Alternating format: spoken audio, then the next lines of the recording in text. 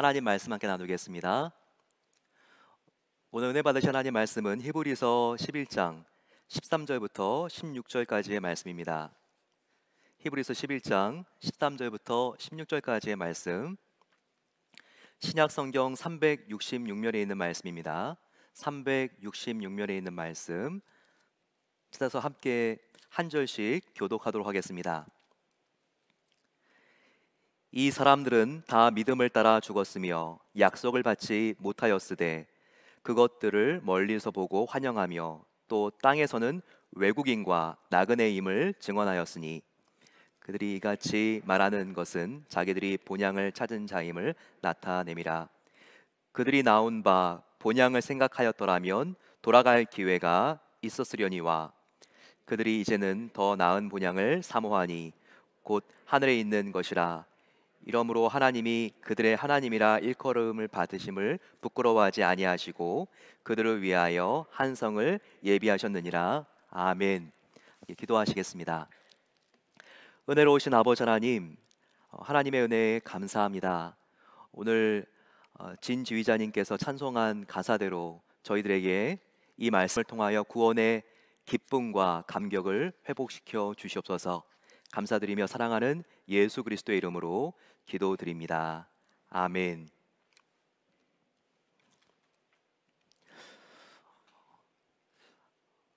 우리는 지난주에 다른 곳에서의 첫날보다 단 하루라도 주님의 성전에 사는 것이 더 좋사오니 이 고라자손들의 시편을 함께 나누었습니다. 84편 시편을 우리가 함께 보면서 특별히 우리가 성전에 살아가는 것은 정말 놀라운 특권이요 기쁨인 것을 함께 나누었죠.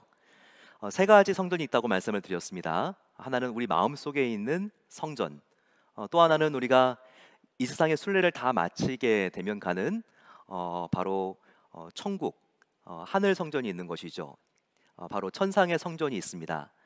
또 하나는 이 두 성전을 이어주는 바로 우리 교회, 바로 예배당으로서의 성전이 있다는 것을 함께 나누었습니다. 그러면서 우리가 이 교회 공동체가 지상 성전이 얼마나 소중한가 이것을 일깨우는 말씀을 함께 받았습니다. 오늘은 저희들이 하늘 성전, 우리가 이 세상의 생을 다 마치고 가게 되는 천국이 어떤 곳인가, 그리고 천국을 우리가 어떻게 갈 수 있는가, 갈 수 있다면 우리가 그것에 대해서 확신을 가질 수 있는가 같이 한번 살펴보는 시간이 되었으면 좋겠습니다. 이런 팬데믹을 통해서 저희들이 특별히 이 죽음과 죽음 이후의 세계에 대하여 저희들이 깊이 생각하게 되는 계기가 되는 것 같습니다. 저는 특별히 지난 한 주간 이 지금 이 코로나 시기 때 참 아픈 일들이 많았는데 그 아픈 일들 중에서 가장 힘들고 좀 어려운 시간들을 보내지 않았나 생각이 됩니다. 그러면서 바로 이 천상의 성전, 하늘 성전에 대해서 깊이 묵상할 수 있는 기회가 되었습니다. 지난 월요일 그리고 이봉장로님께서 말씀하셨지만 어제 저희가 사랑했던 선교사님과 그리고 우리 애영 사모님, 김찬희 목사님의 아내가 되시죠. 애영 사모님의 부모님은 중국에서 목회를 하고 계십니다. 그런데 사모님께서 오랫동안 암투병을 이렇게 하시다가 어제 주님의 부름을 받으셨습니다. 참 이 가정에 우리 모든 성도님들의 사랑과 기도가 모아질 때 참 사모님께서 마음이 또 이렇게 더 회복되시고 그리고 저희들 기도가 정말 어려울 때 큰 힘이 됩니다.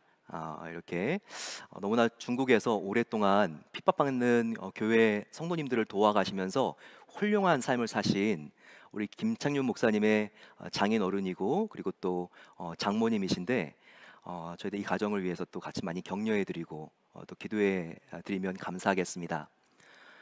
또 지난 월요일에는 저희 교회 후원 선교사님들 중에서 참 저희가 많이 아끼고 사랑하는 이충식 선교사님께서 인도에서 순교하셨습니다. 참 안타까운 일이 생겼는데 저희들 이춘희 성사님에 대해서는 단기 선교팀도 이렇게 교회가 다녀왔었고 저희 교회도 두 번이나 오신 선교사님이기 때문에 참 마음속에 안타까움이 있습니다. 저는 이충식 선교사님과 개인적으로 친분이 있습니다. 사실은 이충식 선교사님보다는 그 아내가 되시는 정수정 선교사님하고 더 일찍 알게 되었습니다. 한국에 저는 모교회가 있는데 그 모교회에서 제가 대학부 때 만나서 함께 신앙 생활을 했던 그런 사모님이세요. 저보다 2살 위시고 그리고 굉장히 피아노 반주를 잘하시기 때문에 찬양팀을 섬기셨던 귀한 대학부 때 간사님이십니다.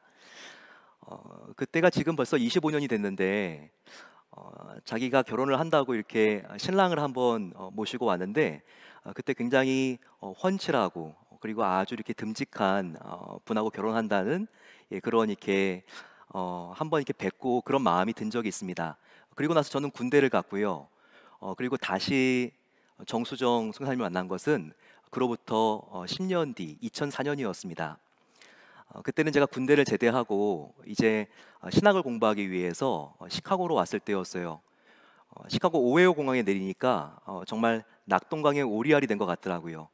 아는 친척들도 없고 그래서 지인의 도움으로 트리니티라고 하는 신학교 굉장히 이렇게 시카고에서는 외국인 학생들이 많이 모여 있는 그런 복음주의 신학교입니다. 이렇게 딱 파킹라인에 도착을 했는데 내가 지금 어느 기숙사로 가야 되는가 너무나 당황했어요. 근데 그 기숙사에서 정수영 선교사님을 10년 만에 만났습니다. 그랬더니 남편이 신학을 공부한다고 지금 이 신학교에 이미 학생으로 들어와 있었던 거예요.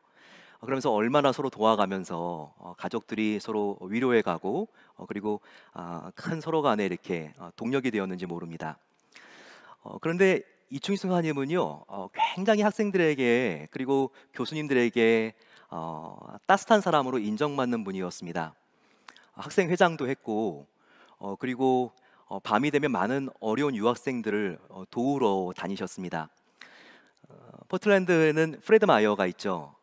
이 일리노이 지역에는요 다미닉이라고 하는 글로서리가 아주 큰 그런 이렇게 마트들이 이곳저곳에 많이 있습니다.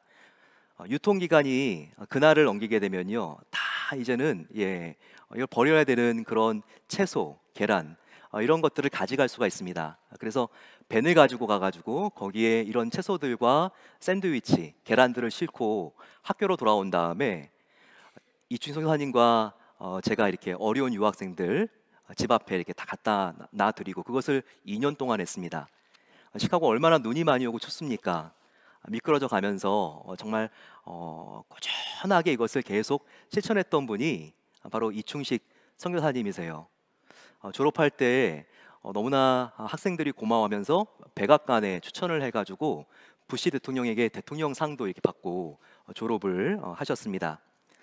그리고 나서는 그 많은 영혼들이 버려져 있는 인도 땅으로 선교사로 떠나가신 겁니다. 그 후에 2002년에 저희 교회에서 단기 선교를 인도로 갔었죠. 거기서 김남홍 선교사님도 처음으로 만났습니다. 사진 한번 보여주실까요?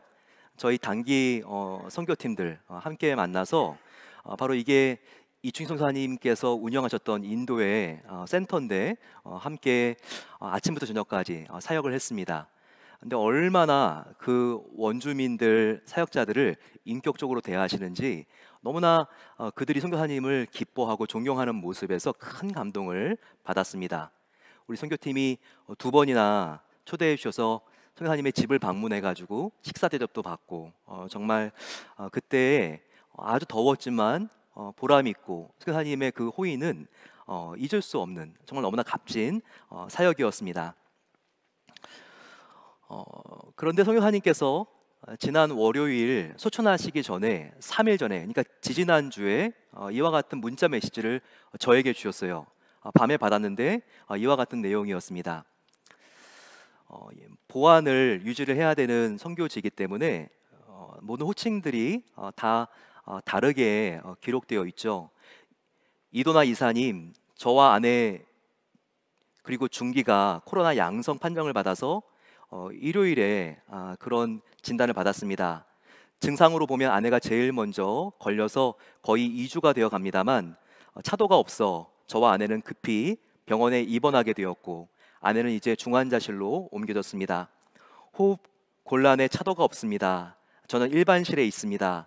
정부 병원이라 열악하지만 그나마 시중 병상이 없는 터라 감사한 일입니다. 현재 다른 시립병원을 알아보고 있습니다만 쉽지가 않습니다. 준기와 나연이만 집에 남겨두고 와서 마음이 편하지 않습니다. 준기는 스스로 자가 치료 중입니다. 생각날 때 배달 회사와 함께 기도의 힘을 모아주시면 감사하겠습니다. 이 둘째가 중기인데 발달 장애가 있거든요. 근데 지금 부모들이 다 중환자실로 지금 갔기 때문에 아이들만 둘이 지금 며칠째 집에 있는 거예요.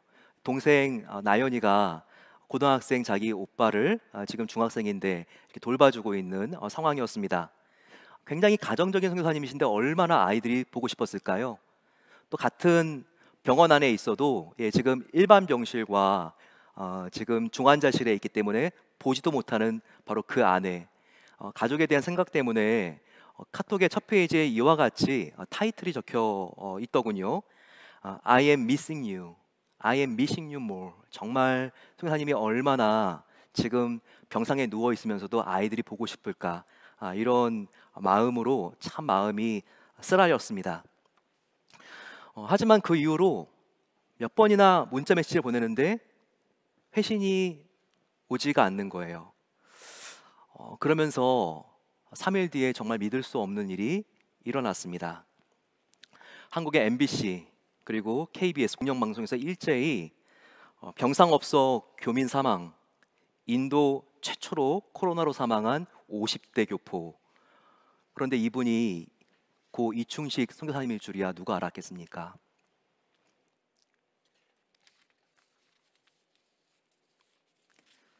(4월 19일) 지난주 월요일 순교 당일 현지 선교사님이 보내온 글입니다. 하나님을 깊이 사랑하고 인도 땅, 인도 자체를 사랑하며 삶을 바쳐오신 이충식 선생님이 사랑하는 가족들을 뒤로하고 하나님 품에 안기셨습니다. 주님께서 반기시며 잘하였다고, 착하고 충성된 종이라고 안아주시고 생명의 면류관을 씌워주시고 천국의 기쁨을 누리심을 상상하는 것이 우리에게 유일한 소망이고 위로가 됩니다. 아직 어린 둘째와 셋째 준기와 나연이에게는 이 소식을 알리지 않았습니다. 올해 고3인 장남 승기는 부친의 사망 소식을 듣고 지금 인도의 다른 주 헤브론이라고 하는 도시에서 비행기를 타고 내려오는 길입니다. 사모님은 호전 중이지만 아직 중환자실에 있는 상황입니다. 그 다음 날 화장터에서 한 인근 동역자님이 바로 또 이 글을 보내주셨습니다. 오늘 인도 대사관의 차량을 지원받아서 대사관 영사님과 사무직원, 선교사님 두 분과 함께 화장터에 다녀왔습니다. 선교사님의 큰아들 승기에게는 함께 옆에 있어주는 것 외에는 그 어떤 말로도 위로할 수가 없었습니다. 너무나 멋지고 늠름한 청년으로 승기가 잘 성장했는데 이제 그 모습을 계속 봐줄 수 있는 아빠가 이 세상에는 없습니다. 그 누구도 그 자리를 대신해 줄 수 있는 사람이 없는 것 같아 안타까움이 더했습니다. 병원에서 앰뷸런스로 시신이 화장터에 도착했습니다. 신원 확인을 위해서 꽁꽁 싸맸던 얼굴을 드러내는데 애써 감정을 절제했던 승기가 주체할 수 없는 울음을 터뜨렸습니다. 아빠를 보면서 마음껏 울라고 승기에게 말하고 저도 옆에서 북받쳐 오르는 슬픔을 주체하지 못하고 함께 오랜 시간을 울었습니다. 아빠가 그동안 늘 바쁘고 힘들게 사역했자니 이제 아빠 하나님 편에서 좀 쉬면 좋겠다 라는 말에 승희가 동의했습니다. 또 부활의 날 곧 다시 만날 것을 소망하면서 지금의 슬픔을 이겨내자 이 말에 승기도 고개를 끄덕였습니다. 가스로 화장을 하는데 줄이 너무 길었습니다. 그래서 인도 전통식으로 장작을 쌓고 시선을 올려놓은 뒤에 화장을 하는 재래식으로 화장을 했습니다. 내일 유골을 보관했다가 정수정 선교사님이 회복되고 나면 추후에 할렐루야 교회에서 장례 예배를 진행하려고 합니다. 감사하게도 파송교회에서 많이 도와주고 있습니다. 이 목사님, 성도님들과 계속 이 가정을 위하여 기도해 주시면 감사하겠습니다. 너무나 이해하기가 힘든 일입니다. 너무나 이 가정에도 이 남편과 아빠가 필요한데, 또 선교사님은 앞으로도 인도를 위해서 할 일이 이렇게 많으신데, 이렇게 가장 신실하시고 모범적인 선교사님을 하나님께서 이때 데려가셔야 하는가, 여러 가지로 마음이 참 힘들고 무겁고 아팠습니다. 근데 그런 일이 일어난 것입니다. 하지만 동료 선교사님의 아들 승기의 그 귀에다가 말해주신 것처럼 부활의 날 천국에서 다시 만날 수 있다는 이 사실만이 저희들에게 위로가 될 수 있고 우리의 슬픔을 이길 수 있는 힘과 용기와 위로가 된다는 것을 우리는 알고 있습니다. 오늘 저와 여러분들은 이 세상에서 어떤 어려운 일을 당한다 할지라도 우리가 소망할 수 있는 바로 이 천상의 성전, 하늘 성전이 무엇인가, 이 천국에 대해서 우리가 깊이 상고해 볼 수 있는 시간이 되기를 소망합니다.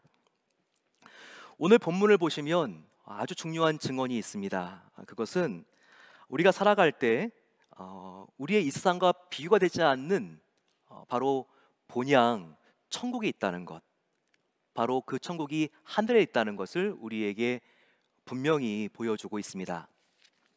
히브리서 11장 16절 말씀을 같이 한번 보실까요? 오늘 본문은 이렇게 시작하고 있습니다. 그들이 이제는 더 나은 본향을 사모하니 곧 하늘에 있는 것이라. 이러므로 하나님이 그들의 하나님이라 일컬음을 받으심을 부끄러워하지 아니하시고 그들을 위하여 한 성을 예비하셨느니라.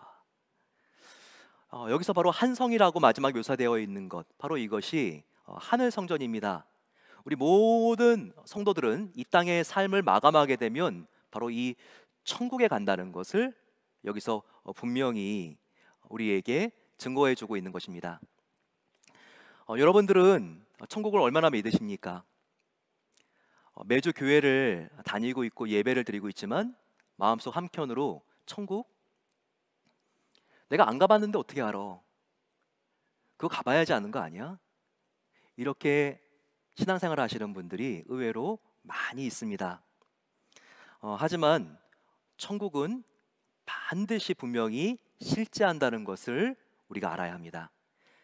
이 첫 단추가 끼워주지 않으면요, 우리의 신앙은 자라날 수가 없습니다.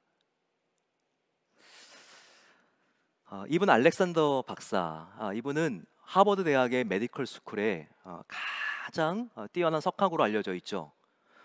이분이 2009년도에 임사 체험을 하게 됩니다. 임사 체험 들어보셨습니까?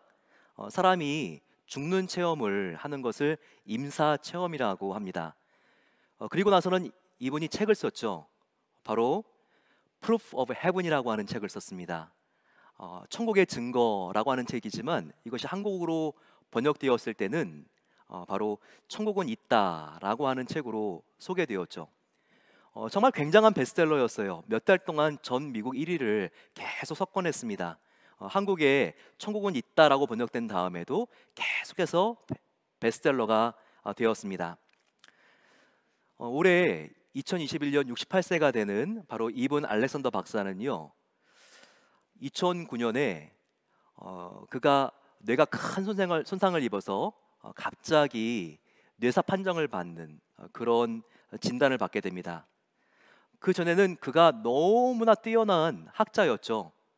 15년 동안 하버드 대학에 있으면서 논문을 200편 이상 발표하게 되고, 그리고 거의 150번, 200번의 그가 학술 대회를 열게 됩니다. 그러면서 하버드 대학에서 가장 뛰어난 4명의 교수 안에 그가 들어왔습니다. 그가 이렇게 뇌사 판정을 받게 되니까 하버드 메디컬 스쿨에서 그 병원과 함께 어떻게든 살려보려고 최선을 다했는데 살아날 확률이 제로가 된 것입니다. 그러면서 그는요, 일주일째 완전히 혼수 상태에 빠져들게 되죠. 이제는 정말 가망이 없어도 완전히 끝났다라고 생각하는 바로 그때, 바로 알렉산더 박사가 눈을 뜨게 됩니다. 그러면서 그가 고백하죠. 내가 천국에 갔다 왔다고. 어떤 신비주의자가 아닙니다. 가장 논리적이고 뛰어난 석학이, 그것도 의대의 뇌신경을 연구한 교수가 이렇게 이야기를 하니까 전 세계가 주목하게 되었죠.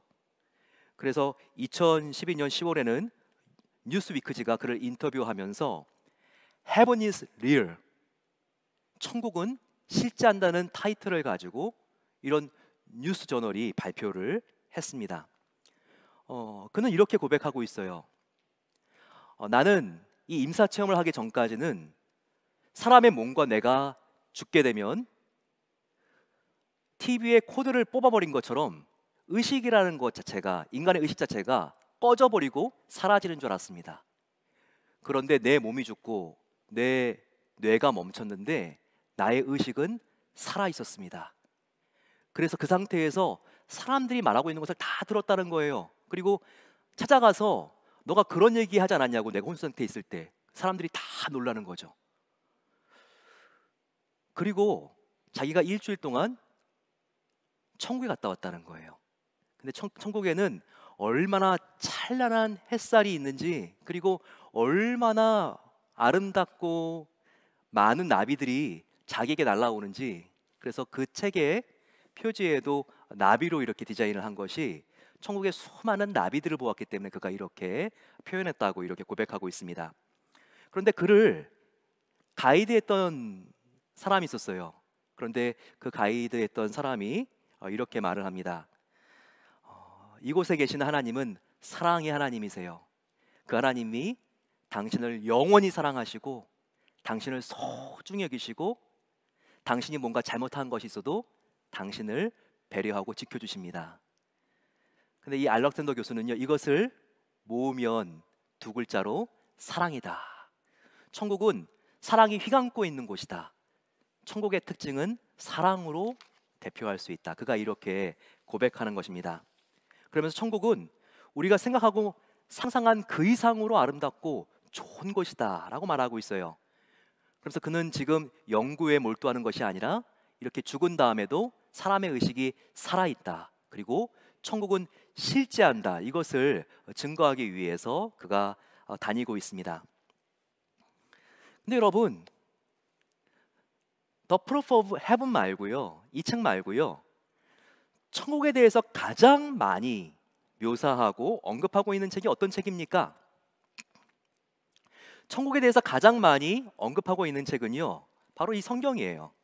성경은 복음서만 하더라도 마태, 마가, 누가, 요한복음에 100번 이상의 천국에 대한 언급이 있습니다. 바로 이 성경에서 가장 중요하게 다루는 주제는 무엇이냐면 바로 천국이에요. 이 천국은요, 확실하게 존재합니다. 그렇다면 여러분, 천국이 이렇게 좋은 곳이고 확실하게 존재한다면 저와 여러분들은 천국에 어떻게 갈 수 있습니까? 그 천국에 가야 될 거 아니에요. 그렇게 좋은 곳이면. 우리 신앙의 가장 중요한 기초가 여기에 있습니다. 어떻게 천국에 가는가? 우리가 주일학교 때부터 배운 것이지만 예수님을 믿을 때, 다른 조건이 아니라 예수님을 믿을 때 우리의 본향인 천국은 확실하게 간다는 믿음이 필요합니다. 바로 이것이 우리 신앙에서 가장 중요한 기초라고 말할 수 있어요. 요한일서 5장 13절에는 바로 요한 사도가 이렇게 말하고 있죠. 내가 하나님의 아들을 믿는 너희에게 이것을 쓰는 것은 너희로 하여금 너희에게 영생이 있음을 알게 하려 함이라 라고 말하고 있습니다. 저와 여러분과 같이 하나님의 아들 예수님을 믿는 우리들에게 이 성경을 쓴 이유는 뭐라고요? 저와 여러분들에게 무엇이 있는 것을 알게 하기 위해서라고요? 영생이 있는 것을. 우리는 오늘 죽어도 천국에 갈 수 있다는 것을 가르쳐 주기 위해서 바로 이 성경을 썼다는 것이죠. 여러분들 여기에 대해서 얼마나 믿으시고 확신하십니까? 성경의 모든 말씀은요, 예수님을 믿을 때 우리가 영생을 얻고 천국에 간다는 말씀으로 가득합니다. 요한복음 1장 12절 말씀도 이 말씀이죠. 영접하는 자, 곧 그 이름을 믿는 자들에게는 하나님의 자녀가 되는 권세를 주셨으니. 대통령의 아들은요, 딸은요, 그냥 백악관 들어가요. 왜냐하면 대통령의 자녀니까. 하나님의 자녀의 특징은 뭔지 아세요? 하나님의 집인 천국에 그냥 들어간다는 거예요. 근데 예수님을 믿을 때 이것이 가능하다는 것을 우리에게 보여주고 있습니다. 그럼 예수님의 어떤 사실을 믿는 거예요? 믿음의 내용이 무엇입니까? 우리가 무엇을 믿는 것이죠? 그것은 나 같은 죄인을 위해서 예수님께서 십자가에서 나의 죄를 다 용서해 주시고 죽으시고 부활하신 하나님의 아들이라는 것만 믿으면 저와 여러분들은 영생을 얻고 천국에 간다는 것입니다. 이것이 얼마나 감사한 일입니까? 요한복음 5장 24절은 이것을 믿는 사람들은 나중에 천국 가는 것이 아니라 이미 영생을 얻었고 하나님의 자녀가 되었고, 그리고 우리가 이 땅에 살 뿐이지 이미 천국의 백성인 것을 우리에게 알려주고 있는 아주 중요한 말씀입니다. 요한복음 5장 24절 말씀 같이 한번 읽어볼까요? 시작. 내가 진실로 진실로 너희에게 이르노니 내 말을 듣고 또 나 보내신 이를 믿는 자는 영생을 얻었고 심판에 이르지 아니하나니 사망에서 생명으로 옮겼느니라. 예수님을 믿을 때 사망에서 생명으로 옮겨지는 것은 미래의 일이 아니라는 거예요. 이미 예수님을 믿었다면 저와 여러분들은 사망에서 생명으로 옮겨졌다는 것을 확신하게 되시기를 축원합니다. 그래서 오늘 죽어도 우리는 천국에서 눈을 뜬다는 것입니다. 저와 여러분들은 모두 다 예수님을 믿기 때문에 천국에 갈 수가 있어요. 예수님이 오신 가장 중요한 목적은요, 저와 여러분들을 천국에 데려가시기 위해서입니다. 우리들에게 윤리적인 말씀을 가르쳐 주시기 위해서, 우리의 아픈 병을 고쳐주시기 위해서 예수님이 오신 것도 맞죠. 하지만 그 무엇보다도 가장 예수님께서 이 땅에 오신 중요한 이유, 바로 그 1순위는요, 바로 저와 여러분들을 천국으로 데려가기 위해서, 인도하시기 위해서 오셨다는 것입니다. 왜 그럴까요? 우리를 멸망시키지 않기 위해서, 우리를 사랑하시는 예수님이기 때문에, 우리에게 영생을 주셔서 천국의 백성이 되기를 원하셨기 때문입니다. 요한복음 3장 16절이 이것 증명하지 않습니까? 하나님이 세상을 이처럼 사랑하사 그러기 때문에 독생자를 하나님께서 주셨으니 이는 저를 믿는 자마다 멸망하지 않고 영생을 얻게 하려 하심이라. 저와 여러분들을 하나님은 너무나 사랑하십니다. 그래서 멸망하는 것을 원하지 않으세요. 그래서 저와 여러분들을 영원히 살리기 위해서 하나님 아들을 보내셨고, 그 예수님을 믿는 자마다 영생을 주고 싶은 것이 하나님의 계획이고 하나님의 소원인 것을 우리가 알 수 있습니다. 천국 가는 것은요, 우리가 천국 가는 것은 소원이기 때문에 어렵지가 않아요. 믿기만 하면 되는 거예요. 하지만 오히려 이 믿는 것이 어려운 사람은요, 세상적으로 똑똑하다고 자부하는 사람들입니다. 이 세상에 좋은 멤버십일수록 얼마나 조건이 까다로운데 가장 중요한 영생의 문제에 있어서 그렇게 조건이 단순하고 쉬울 수 있겠어? 말도 안 돼. 이렇게 이 세상에서 똑똑하다고 자부하는 사람들이요, 오히려 구원받기가 더 어렵게 되어 있는 것입니다. 하지만 하나님은요, 우리를 사랑하는 아버지세요. 그래서 예수님을 구세주로 믿기만 하면, 그리고 그분을 나의 구세주로 모셔드리고 그분의 말씀을 따라 살아가는, 그분을 나의 인생의 주인으로 모시기만 하면 우리에게 영생을 아낌없이 주시는 하나님 아버지라는 거예요. 이것을 믿을 때 저와 여러분들은 구원의 확신을 가질 수가 있습니다. 우리의 죄도 물론 크죠. 하지만 나를 구원하고자 하는 하나님의 열망은요, 나의 죄보다 몇만 배 더 크다니까요. 내가 구원받고 싶지만 나를 구원시키고자 하는 하나님의 그 소원과 열망은 비교할 수 없이 몇만 배 더 크기 때문에, 그 이상으로 크기 때문에 저와 여러분들은 하나님을 믿을 때 구원을 얻을 수 있는 것입니다. 이것이 얼마나 감사합니까? 그렇기 때문에 예수님께서 요한복음 14장 1, 2절 말씀에 너희는 마음에 근심하지 말라. 하나님을 믿으니 또 나 예수를 믿으라. 내 아버지 집에 거할 곳이 많도다. 그렇지 않으면 너희에게 일렀으리라. 내가 너희를 위하여 거처를 예비하러 가노니. 이렇게 말씀하고 있는 것입니다. 천국 가는 것이 하나님이 어렵게 디자인해 놓은 것이 아니라 내 아버지의 집에는, 천국에는 거할 집이 많도다. 한 명이라도 더 믿고 한 명이라도 더 구원받는 것이, 이게 하나님의 꿈이라는 거예요. 얼마나 감사합니까? 여러분, 그럼에도 불구하고 저와 여러분들은 구원의 확신이 약해질 때가 많이 있습니다. 아침에 소화가 잘 안 되고 날씨가 정말 오늘 안 좋고 부부싸움 한번 하고 나면요, 그냥 기분에 따라서 야, 예수 믿는데 이렇게 안 변할 수가 있어?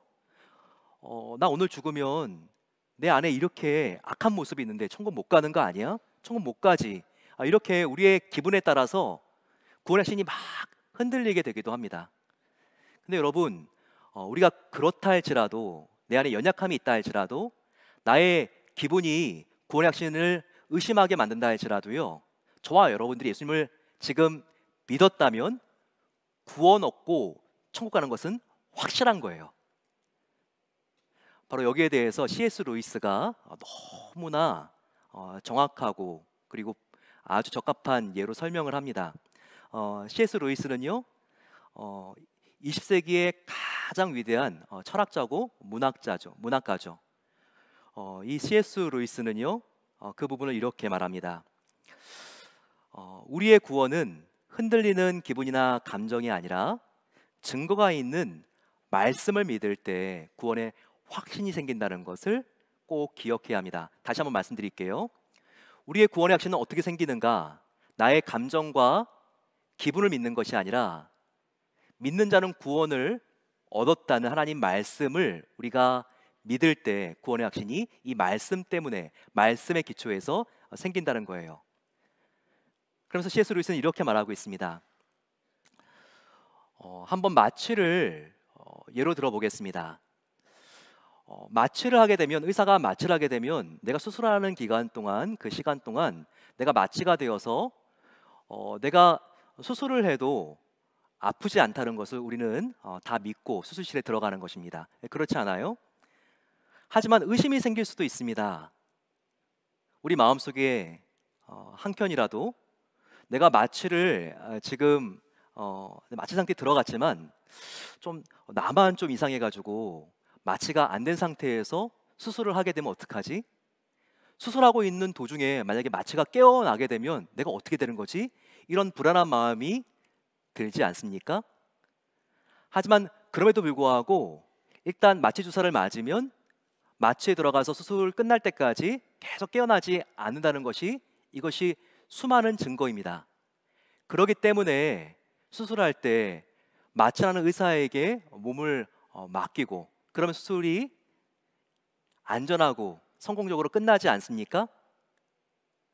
이렇게 C.S. 루이스 박사가 설명을 하는 거예요. 또 수영을 할 때 한번 생각해 보십시오.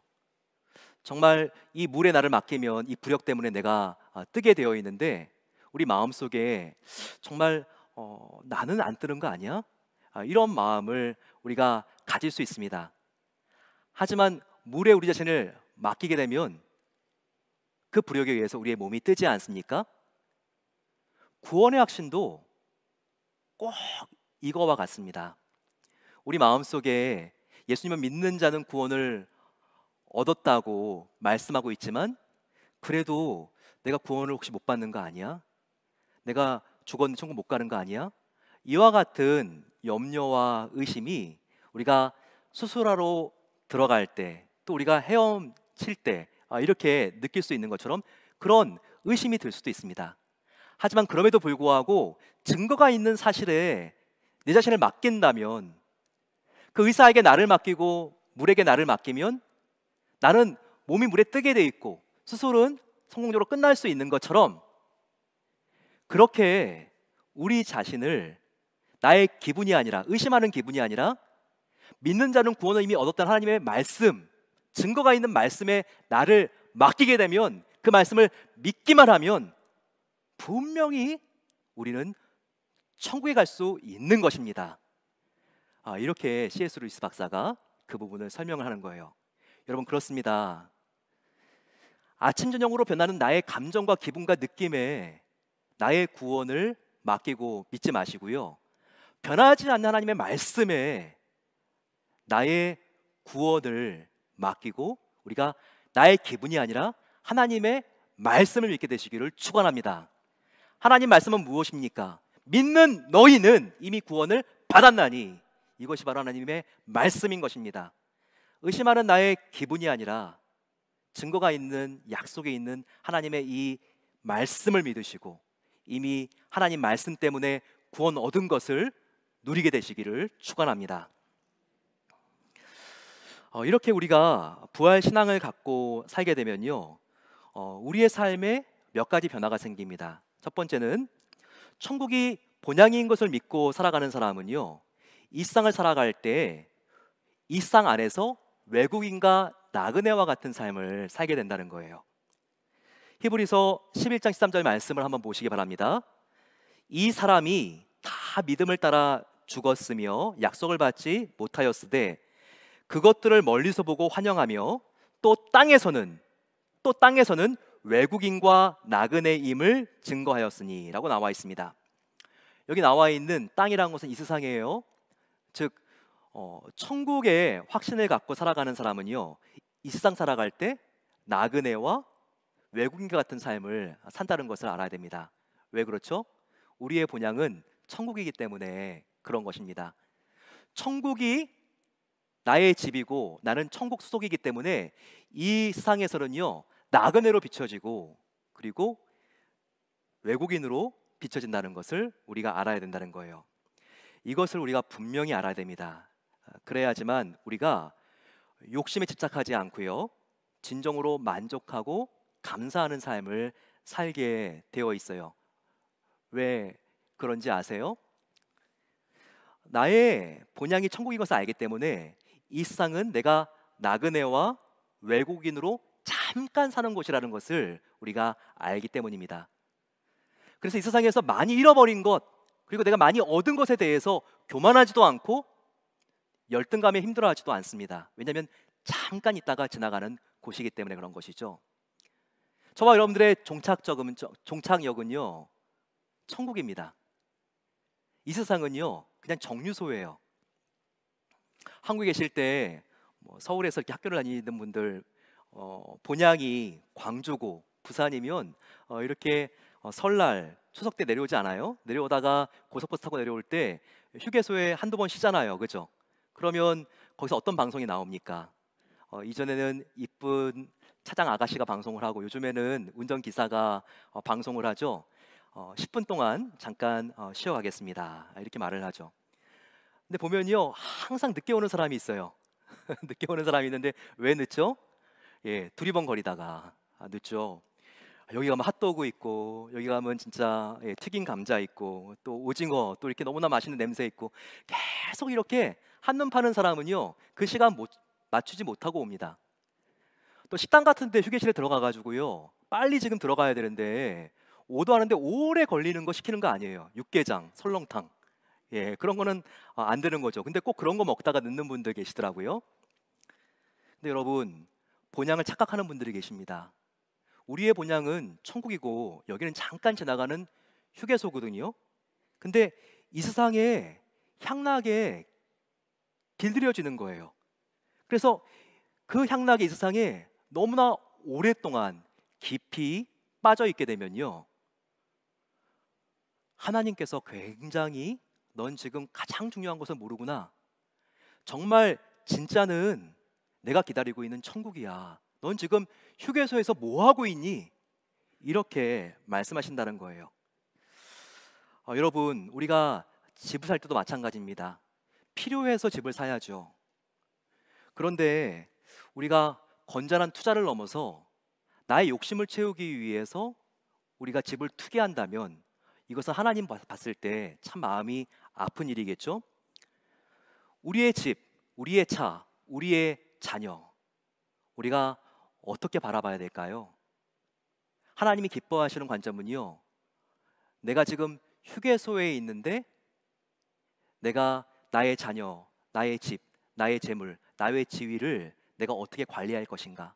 내가 지금 잠시 지나가는 휴게소에 있는데 내가 지금 하나님께 주신 소유를 우리가 어떻게 바라봐야 되는가.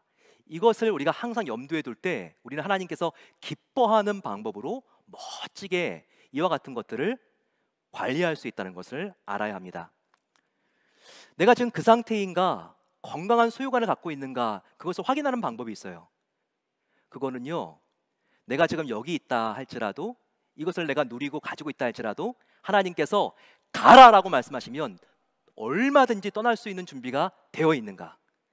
항상 이 질문을 우리가 하게 될 때 하나님이 지금 기뻐하시는 내가 소유 상태에 놓여 있는가, 이것을 알게 됩니다. 그래서 화정부 목사님은 이 부분을 이렇게 말씀하세요. 하나님께서 가라라고 말씀하시면 언제든지 떠날 수 있도록 우리는 준비해야 됩니다. 내려놓을 수 있는 준비, 물러날 수 있는 준비, 죽을 준비, 포기할 수 있는 준비, 어떤 기득권도 만들지 않으려는 준비를 항상 하고 살아야 합니다. 바로 그것이 하나님께서 기뻐하시는 크리스찬의 모습입니다. 이렇게 말씀하십니다. 저는 이 말씀을 듣고 참 이것이 올바른 관점이라는 것을 저는 알게 됩니다. 여러분들, 우리가 천국이 본향인 것을 안 사람은요, 이 땅에서 주인같이 시민같이 살아가는 것이 아니라 이 땅에서는 외국인과 나그네와 같이 사는 것이, 이것이 하나님께서 기뻐하시는 삶의 스타일이라는 것을 우리가 반드시 기억해야 하는 것입니다. 두 번째, 천국에 있는 것을 확실하게 믿는 사람은요, 현실 도피주의가 아니에요. 시한부 종말론을 믿고 있는 사람처럼 일상에 끝이 있기 때문에 나는 어차피 있어도 그냥 다 망할 세상, 나는 그냥 대충대충 살 거야, 이게 아니라 오히려 부활 신앙을 가지고 있고 이 땅에 끝이 있는 것을 믿는 사람은요, 이 땅을 더 근면하게 진취적으로 살아가는 사람이라는 것입니다.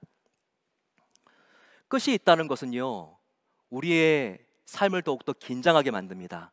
그래서 나의 하루하루의 모든 순간은 돌아오지 않는 순간들이야. 그래서 내가 정말 후회 없이 살아야지, 남김없이 살아야지, 최선을 다해서 살아야지, 이와 같은 마음을 갖게 한다는 거예요. 1960년대에 미시시피에 작은 마을이 있었어요. 여기에 1박 2일로 남편과 자녀들은 다 가축을 팔러 내려갔습니다.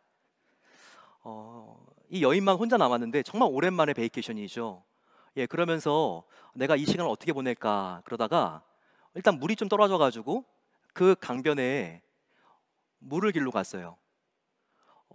그런데 갑자기 뒤꿈치가 따끔하는 거예요. 봤더니 헤엄을 치면서 꼬리를 딱 든 뱀이 이렇게 지금 물살을 가르고 가고 있습니다. 방울뱀인데요, 거기에 딱 물리면 이제 좀 있으면 아주 맹독을 가진 뱀이기 때문에 이제 죽는다는 것을 알았어요. 자기의 시간이 이제 너무나 제한되어 있습니다. 하루도 못 살 것 같아요. 그러니 엄마로서 남편에게 그리고 또 자녀들에게 마지막 할 것들을 합니다. 보니까 너무나 여름 옷이 많은 거예요. 그 옷도 다 정리해 줍니다. 방 여기저기를 가가지고 다 청소를 해줍니다. 정말 얼마나 아이들을 위하여, 이제 남편을 위하여 마지막이라 생각을 하니까 할 일이 많았는지요. 온 얼굴이, 온 몸이 땀으로 범벅이 되는 거예요. 그래서 일을 다 마치고 남편과 아이들에게 마지막으로 유서를 남기고 죽기 위해서 딱 침대에 누웠습니다. 이 여인이 죽었을까요? 안 죽었을까요? 안 죽었어요. 너무나 열심히 일하느라고 그 독이 다 땀으로 나와버린 거예요. 여러분, 우리가 마지막이 있다는 것을 안다면, 이 땅에 마지막 날이 있다는 것을 안다면 절망하고 포기하고 아무것도 못할 것 같죠. 하지만 우리가 제대로 바라본다면 그게 아니에요. 정반대입니다. 이 여인과 같이 마지막이란 것을 안다면 더욱더 보람있고 생산적이고 진취적이 될 수가 있습니다. 왜냐하면 지금의 매 순간은 돌아오지 않는 시간인 것을 알기 때문입니다. 기회의 유일성을 알기 때문이죠. 그렇기 때문에 오늘 하루하루를 나의 인생의 마지막 날처럼 소중하게 후회가 없이 남김없이 최선을 다하여 살고 싶은 마음이 생기기 때문에 정말 이 끝이 있다는 마음가짐은요, 우리가 더욱더 인생을 열심히 최선을 다해서 살 수 있는 충분한 동기를 제공한다는 것입니다. 마지막으로 천국을 바라보는 성도들은요, 고난을 당해도 이 세상이 감당할 수 없는 힘을 낼 수 있는 사람들입니다. 천국을 바라보는 사람은 이 세상의 고난이 엄습해와도 두려워하지 않고 시련을 이길 수 있는 능력을 가진 사람들이라는 거예요. 바로 초대교회 성도들이 이 증거입니다. 초대교회 성도들은요, 얼마나 힘들고 어려운 삶을 살았는지 모릅니다. 예수님을 믿는다는 그 이유 때문에 그들이 그 고백만 취소하게 되면 다시 자유인이 될 수 있었지만, 그들이 나를 위하여 생명을 바친 예수님께 나는 배신할 수 없다고 그들이 끝까지 이 신앙을 지켰기 때문에 다음날 일주일 동안 굶주렸던 사자들의 밥이 되기 위해서 그들은 원형 경기장, 이 로마의 콜로세움으로 그들이 자원해서 들어갔던 것이죠. 몇 년 전에 만들어졌던 바울이라고 하는 영화가 있습니다. 이 영화를 보게 되면요, 초대교회 아이들이 함께 어른들과 모여 있어요.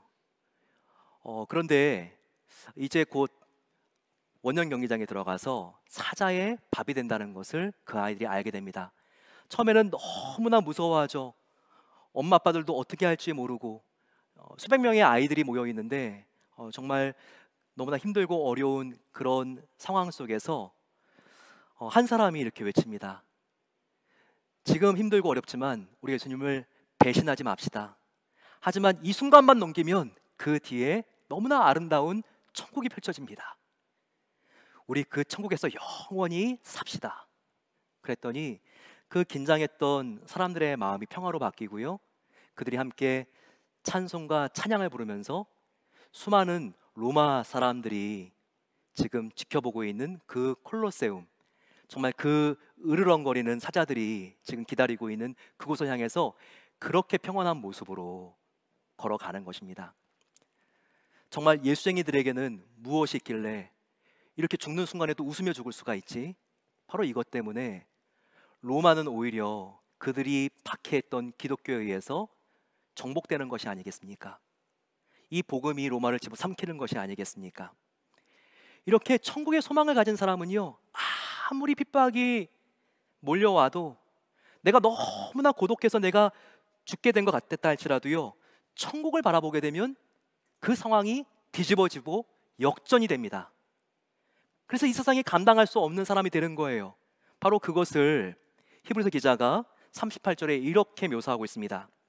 또 어떤 이들은 더 좋은 부활을 얻고자 하여 심한 고문을 받되 구차히 풀려나기를 원하지 아니하였으며, 또 어떤 이들은 조롱과 채찍질뿐만 아니라 결박과 옥에 갇히는 시련을 받았으며, 돌로 치는 것과 톱으로 켜는 것과 시험과 칼로 죽임을 당하고 얌과 염소의 가죽을 입고 유리하여 군핍과 환난과 학대를 받았으니 이런 사람을 세상이 감당할 수 없느니라. 이런 사람을 세상이 감당하지 못하느니라. 천국의 소망을 가진 사람은요, 이와 같은 다른 삶을 살았다는 거예요.